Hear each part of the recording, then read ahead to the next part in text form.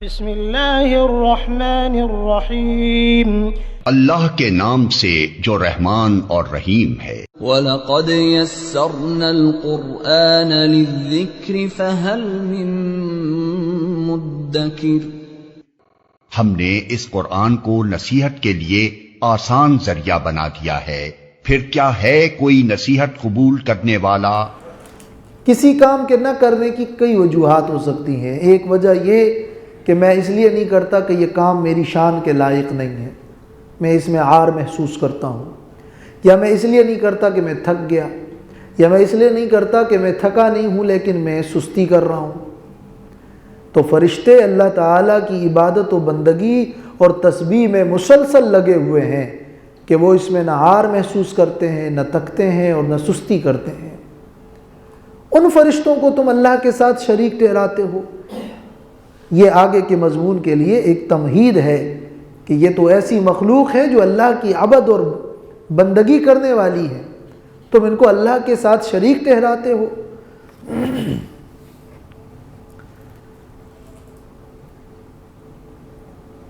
یسبحون اللیل والنہار، رات دن وہ اللہ کی تسبیح بیان کرتے ہیں۔ یہ دوام کی طرف اشارہ ہے کہ وہ مسلسل اللہ کی تسبیح میں لگے ہیں، اور ملائک کی اکثر عبادت تسبیح ہے۔ اور کعب الاحبار سے مروی ہے کہ فرشتے عبادت تسبیح کی ایسی کرتے ہیں جیسے ہم سانس لیتے ہیں، قریب الفہم کرنے کے لیے۔ ام اتخذوا آلہۃ من الارض ہم ینشرون، ام اتخذوا آلہۃ من الارض ہم ینشرون۔ اس آیت میں اب مشرکین کے لیے بڑی شدید ڈانٹ ہے۔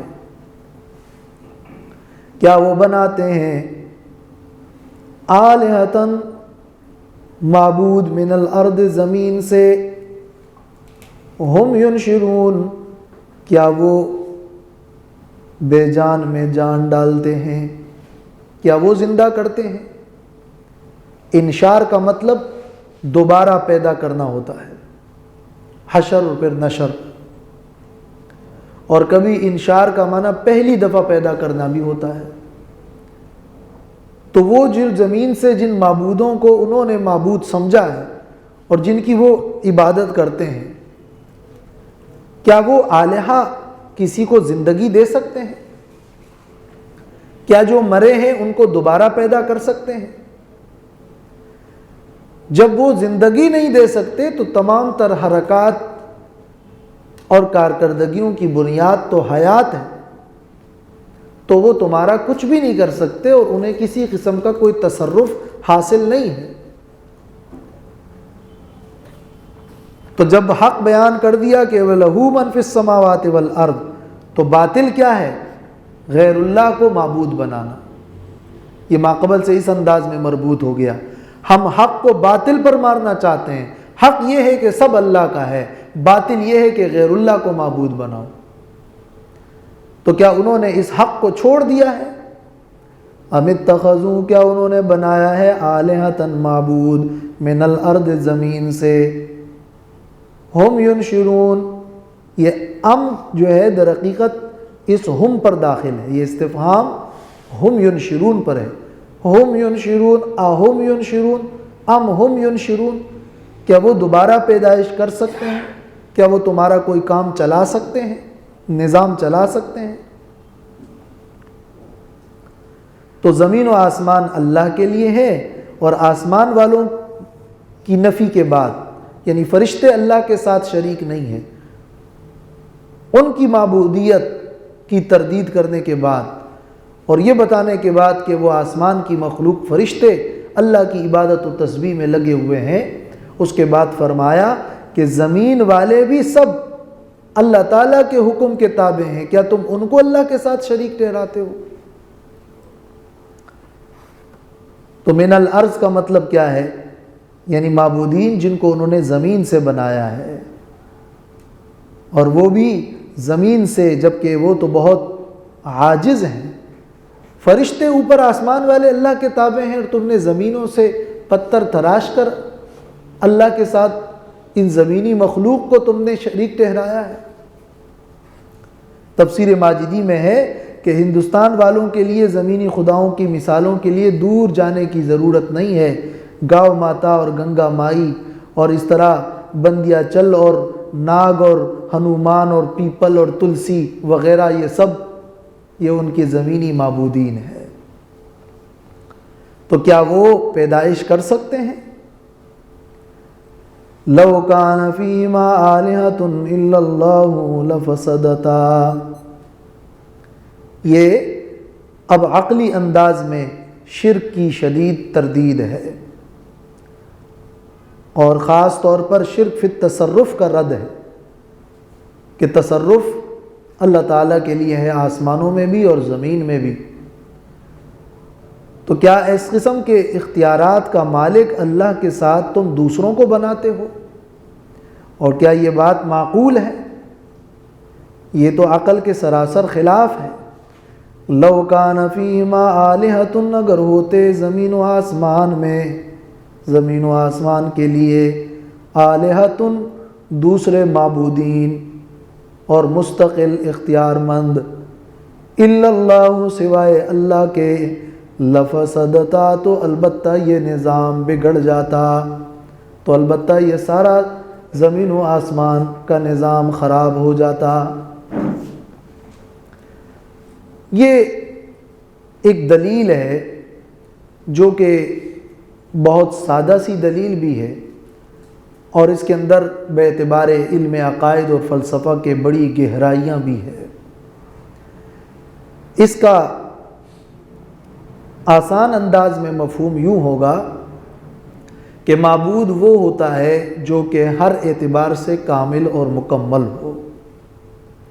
اس لیے کہ عبادت نام ہے اس کا کہ آپ کامل طریقے پر خود کو عاجز اور ذلیل کر دیں اور کمزور سمجھیں، اور جس کی آپ بندگی کر رہے ہیں اس کے بارے میں تمہارا اعتقاد یہ ہو کہ سب کچھ اسی کا ہے، اور وہی بنا بھی سکتا ہے اور بگاڑ بھی سکتا ہے، اور ہم اس کا نہ کچھ بنا سکتے ہیں نہ بگاڑ سکتے ہیں. تو جو کامل اور مکمل ہوتا ہے وہی معبودیت کے لائق ہوتا ہے. اس اعتبار سے اگر معبود کئی ہے اور ایک کے بجائے معبودین کی تعداد زیادہ ہے، 2 ہے، 3 ہے، زیادہ ہے، تو پھر وہ جو 2 معبود ہیں ان دونوں معبودوں نے کائنات کا یہ نظام بنایا ہے، اور وہ اس کو اگر چلا رہے ہیں اور معبودین 2 یا 2 سے زیادہ ہے، تو کیا وہ دونوں جو یہ نظام چلا رہے ہیں ان دونوں کا آپس میں نظام چلانے میں اتفاق ہے یا اختلاف ہے؟ 2 صورتیں ہو سکتی ہیں، ان کا اتفاق ہوگا یا اختلاف ہوگا. اگر دونوں کا اتفاق ہے اور اتفاق سے ہی یہ نظام چل رہا ہے کائنات کا، تو پھر بتائیے کہ کیا ان دونوں کے اتفاق کی ضرورت کیوں پڑی؟ کیا ان میں سے کسی ایک سے کام چل سکتا ہے یا کسی ایک سے نہیں چل سکتا؟ اگر کسی ایک سے بھی کام چل سکتا ہے تو پھر تو دوسرا خدا عبث اور بیکار ہوا، اور خدا تو وہ ہوتا ہے جو کامل و مکمل ہو، خدا بیکار نہیں ہوتا. اگر اس دوسرے کی ضرورت نہیں ہے تو بیکار ہوا، اور اگر اس دوسرے کی ضرورت ہے تو ضرورت ہوتے ہوئے پھر دونوں کو ایک دوسرے کی ضرورت ہے، اور دونوں ہی محتاج ہے، اور محتاج الہ نہیں ہو سکتا. یہ اس صورت میں جب کہ دونوں معبودین کے اندر اتفاق ہو. اتفاق کی صورت میں وہ صلح کرتے ہیں تو ایک دوسرے کے لیے صلح پہ مجبور ہوں گے. اگر مجبور نہیں ہے اور صلح ان کی ہو گئی ہے تو دوسرے الہ کی انہیں کوئی ضرورت ہی نہیں ہے. جب ضرورت نہیں ہے تو دوسرا بیکار ہو گیا، اور اگر ضرورت ہے تو بیکار نہیں ہوا. تو اس الہ کو اس کی اور اس کو اس کی جب ضرورت ہے تو دونوں محتاج ہو گئے، لہذا دونوں کامل نہ ہوئے. لیکن اگر دونوں میں اختلاف ہے، اور اختلاف بھی ہوتا ہے یا ہوتا نہیں ہے تو ہو سکتا ہے، تو اس صورت میں اختلاف کی صورت میں کون غالب آئے گا دوسرے پر؟ اگر کوئی بھی غالب نہیں آ سکتا تو دونوں عاجز ہو گئے، اور اگر کوئی غالب آ سکتا ہے تو ایک مغلوب ہو گیا تو وہ پھر خدا نہیں ہے۔ خدا تو وہ ہوتا ہے جو غالب ہوتا ہے، وہ مغلوب تو نہیں ہوتا۔ اور اگر تم کہو کہ دونوں ہی متوازی ہے اور دونوں ہی مساوی قوت کے مالک ہے، تو کیا امکان اور ممکن ہے کہ ایک دوسرے پر غالب ہو جائے؟ ممکن ہے یا نہیں، یہ سوال ہے۔ اگر ممکن ہے کہ ایک دوسرے پر غالب ہو جائے تو پھر وہی غالب مغلوب والی بات ہے، اور اگر ممکن بھی نہیں ہے تو پھر وہ الہ کیسے ہوا؟ وہ تو عاجز ہے۔ اور خدائی کے اس نظام کے اندر اس قسم کی کشمکش تو مناسب بھی نہیں ہے، اور اس قسم کی متوازی قوتیں جب لگی ہوئی ہوگی تو یہ نظام تو سارا درہم برہم ہو جائے گا، اور اس کے اندر پورا اختلاف تمہیں دکھنے میں آتا۔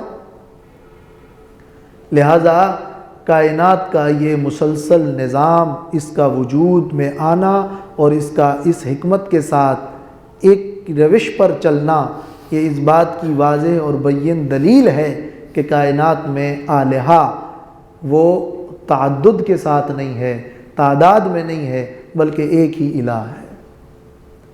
اس کو علم عقائد کی زبان میں کہتے ہیں برہان تمانع، اور اس پر فلسفیانہ انداز میں گہرائیوں کی بہت ساری باتیں ہیں، اور اس آیت کی تفسیر میں بہت ساری تقریریں کی گئی ہیں۔ ہم نے کوشش کی ہے کہ اس میں سے آسان انداز میں اس آیت کو حل کیا جائے۔ تو لو کان فیما آلہۃ الا اللہ لفسدتا، اگر ہوتے زمین و آسمان میں کئی معبودین سوائے اللہ کے، لفسدتا تو البتہ یہ نظام سارا خراب ہو جاتا۔ اگر الہہ کئی ہوتے، ایک اور انداز، تو نظام بگڑ جاتا۔ کیوں؟ اس لیے کہ ایک الہ چاہتا کہ بارش برسے، دوسرا چاہتا کہ نہیں، ایک چاہتا کہ کسی کو مار دے، دوسرا چاہتا کہ نہیں اس کو زندہ کر دیں، اور اس طرح پھر کشمکش رہتی، اور غالب مغلوب میں جو مغلوب ہوتا تو وہ پھر عاجز ہوتا اور وہ الہ نہیں ہو سکتا۔ اس کی ایک تقریر اس طرح کی گئی ہے کہ عالم کا یہ نظام اللہ تبارک و تعالیٰ کی قدرت سے موجود ہو کر چل رہا ہے، تو یہ نظام جب وجود میں آیا تو اس کو وجود میں لانے کے لیے ایک الہ تھا یا کئی آلہہ تھے؟ اگر کئی آلہہ کی قدرت سے یہ نظام وجود میں آیا ہے تو ایک ہی معلول پر کئی قدرتیں ہوئی، اور ہر قدرت مستقل علت ہے، تو ایک معلول پر دو علتیں جمع نہیں ہو سکتی۔ یہ علم عقائد و فلسفہ کی زبان کے تھوڑے الفاظ ہیں، تھوڑے سخت ہوں گے آپ کے لیے۔ اور اگر وہ کسی ایک کی قدرت سے ہے اور ہے دو یا زیادہ تو پھر ایک اس میں سے بیکار ہوا، پھر ترجیح بلا مرجح لازم آیا۔ عقائد کی کتابوں میں اس کو علماء سمجھاتے ہوئے اس قسم کے دلائل بیان کرتے ہیں، اور یہ قطعی اور یقینی دلیل ہے، یہ کوئی ظنی اور اقناعی دلیل نہیں ہے۔ علامہ علوسی نے روح المعانی میں لکھا ہے کہ یہ اللہ تبارک و تعالیٰ کی وحدانیت پر قطعی اور یقینی دلیل ہے، اور یہی بات امام غزالی نے اور ابن الحمام نے کی ہے۔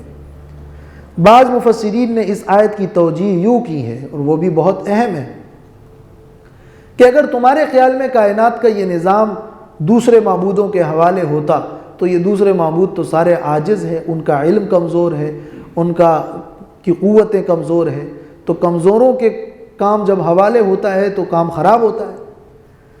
تو اگر یہ کائنات کا نظام اللہ کے علاوہ کسی اور کے حوالے ہوتا تو نظام سارا بگڑ جاتا، لفسدتا۔ کائنات کا یہ استحکام اس بات کی دلیل ہے کہ اللہ وحدہ لا شریک، قادر مطلق اور علیم بکل شیء، ذات ہی اس کا متصرف و کارساز ہے۔ لہٰذا یہ اعتقاد رکھنا کہ کائنات کا نظام فلاں غوث نے اور فلاں قطب نے اور فلاں ابدال نے کنٹرول میں کیا ہوا ہے اور ان کے ہی اختیارات ہیں، تو اختیارات تکوینیہ اور اختیارات کلیہ، اور اللہ تعالیٰ کی طرح ان کو تکوینی امور میں نائبین سمجھ کر کائنات کے نظام میں ان کو مخل سمجھنا، یہ اس کی بھی تردید ہوگی کہ اگر آلہہ دوسرے ہوتے اور کائنات میں متصرف یہ کمزور مخلوق ہوتی تو یہ نظام سارا بگڑ جاتا. لو کان فیما آلہۃ الا اللہ لفسدتا فسبحان اللہ رب العرش عما یصفون. پس پاک ہے وہ اللہ جو رب ہے عرش کا.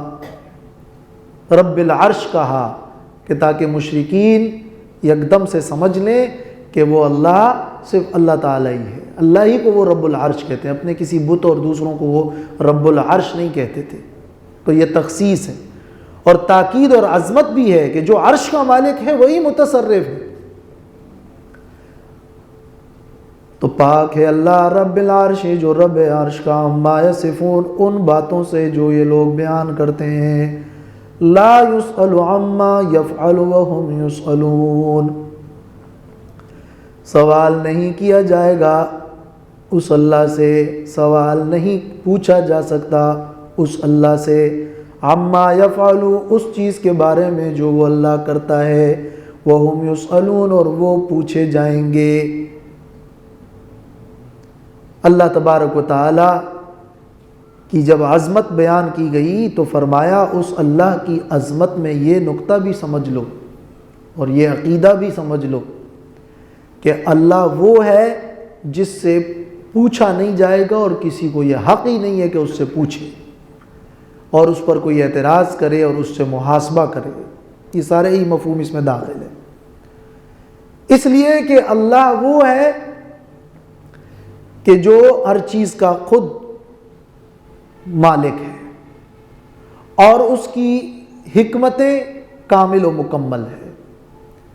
لہٰذا وہ جو کرتا ہے اس کا اسے حق بھی ہے اور وہ جو کرتا ہے وہ حکمت پر مبنی اور علم کے مطابق صحیح بھی کرتا ہے.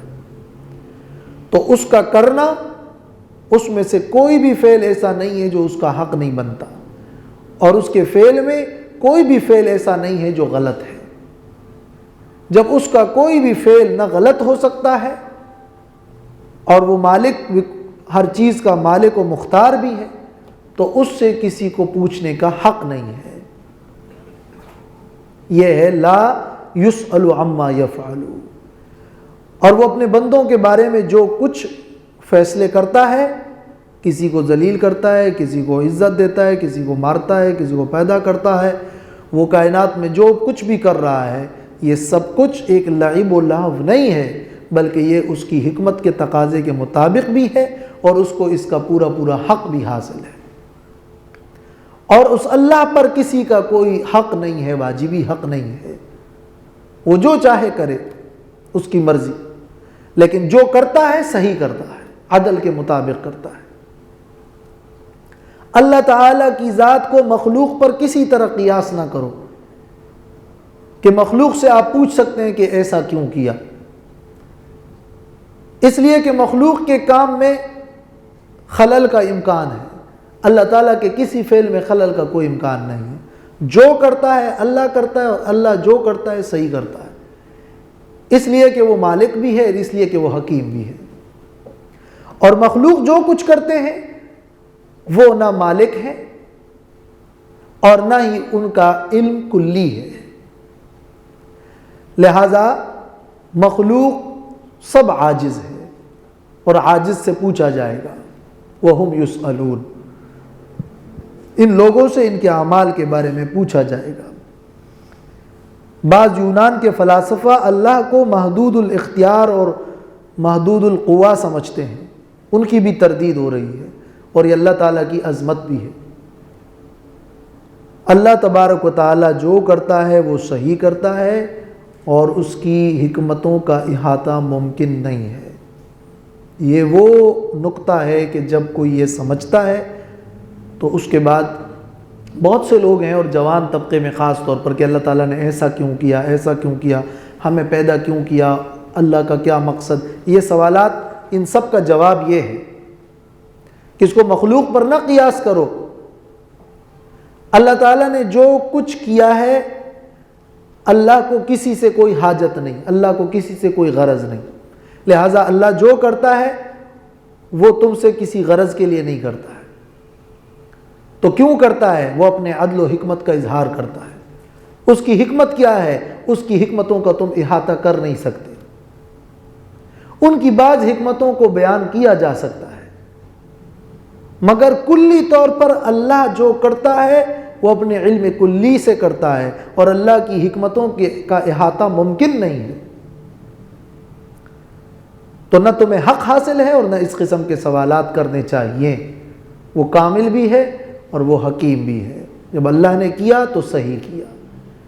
بس یہ ہے عقیدہ کہ وہ اس کا کوئی بھی کام حکمت سے کے خلاف نہیں ہے۔ بس وہ اپنی حکمت اور عدل کا اظہار کرتا ہے۔ اس نے کیوں کیا؟ تاکہ اللہ کے عدل و حکمت کا اظہار ہو جائے۔ اس نے کیوں کیا؟ تاکہ اللہ کے عدل و حکمت کا اظہار ہو جائے۔ یہ ایک حکمت ہے اجمالی، بہت اہم جملہ ہے باعتبار عقیدہ۔ لا يسأل عما يفعل وهم يسألون، نہیں پوچھا جائے گا، نہیں پوچھا جا سکتا اللہ سے اس کام کے بارے میں جو اللہ کرتا ہے۔ وهم يسألون، اور وہ پوچھے جائیں گے ان کے اعمال کے بارے میں۔ ام اتخذوا من دونه آلهة، کیا انہوں نے بنایا ہے اللہ کے علاوہ دوسروں کو معبود؟ قل ہاتوا برہانکم، کہہ دیجئے لے آؤ اپنی یقینی دلیل، اپنی یقینی دلیل لے آؤ۔ برہان کہتے ہیں یقینی دلیل کو۔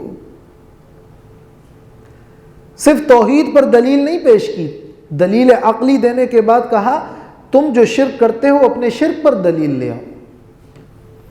یہاں تفسیر ماجدی میں ہے کہ افسوس ہے کہ ہمارے ہاں کے متکلمین نے اس پہلو پر اب تک کم توجہ کی ہے، یعنی بجائے عقیدہ شرک پر مطالبہ دلیل کے توحید کے دلائل زیادہ قائم کیے ہیں۔ وہ جو لوگ شرکیات کرتے ہیں ان سے مطالبہ کرو کہ تم اپنے شرک پر کیا دلیل رکھتے ہو، اپنے دلائل پیش کرو۔ قل ہاتوا برہانکم، کہہ دیجئے لے آؤ اپنی یقینی دلیل، تمہارے پاس کوئی دلیل ہے تو لے آؤ۔ ھذا ذکر من معی و ذکر من قبلی، یہ نصیحت ہے من معی، ان کی جو میرے ساتھ ہیں، میرے ساتھیوں کی نصیحت ہے۔ و ذکر من قبلی، اور نصیحت ہے ان کی جو مجھ سے پہلے گزرے ہیں۔ اس کا ایک معنی تو یہ ہے کہ یہ جو توحید ہے اور عقیدہ توحید ہے اور شرک کی تردید ہے، یہ میرا بھی بیان اور وظیفہ ہے، اور مجھ سے پہلے انبیاء علیہم السلام کا بھی بیان اور وظیفہ یہی رہا۔ اس کا ایک مطلب یہ ہے۔ دوسرا مطلب اس کا یہ ہے کہ یہ قرآن میری نصیحت ہے جو تمہارے سامنے موجود ہے، اس میں دکھاؤ شرک کی کوئی دلیل۔ وَذِكْرُ مَنْ قَبْلِي، اور پہلے لوگوں کی نصیحت اور ان کی کتابیں اور تورات اور انجیل وہ بھی موجود ہیں، اس میں سے کوئی شرک کی بات لے آؤ۔ کیا ان کتابوں میں شرکیات کا نزول ہوا تھا؟ اور یہ معنی بھی ہوا ہے کہ یہ قرآن، ھذا یہ قرآن، ذکر من معی، میرا ذکر ہے، ومن قبلی، اور اس قرآن میں پچھلے لوگوں کے احوال اور پچھلے انبیاء کا بھی تذکرہ ہے۔ بل اکثرهم لا يعلمون الحق فهم معرضون، یعنی دلیل موجود نہیں ہے بلکہ اکثر ان میں سے نہیں جانتے حق کو، فهم معرضون، پس وہ اعراض کرنے والے ہیں۔